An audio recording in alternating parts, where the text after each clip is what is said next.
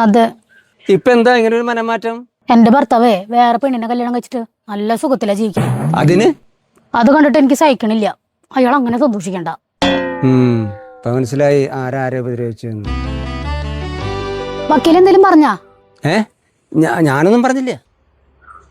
എന്തെങ്കിലും മാർഗം ഉണ്ടോ വക്കീലെ? ഒരു മാർഗവും ഇല്ല. വക്കീലിന് പറ്റില്ലെങ്കിൽ വേണ്ട, ഞാൻ വേറെ വക്കീലിനെ നോക്കിക്കോളാം. അതെ, വേറെ ഏത് വക്കീലെടുത്ത് പോയിട്ടും കാര്യമൊന്നുമില്ല. ഭ്രാന്താണെങ്കിലേ മെന്റൽ ഹോസ്പിറ്റലിൽ കാണിക്കായിരുന്നു. ഇതിപ്പോ അതല്ലല്ലോ. അസൂയിക്കും കുശിനൊന്നേ മരുന്ന് കണ്ടുപിടിച്ചിട്ടില്ല.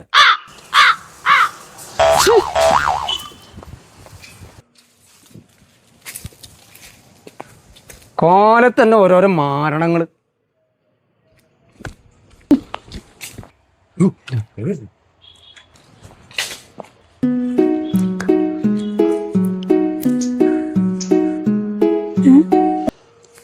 മൂത്തുകളവന്മാര് വായി നോക്കി നിക്ക, ഒളിഞ്ഞു നോട്ടം.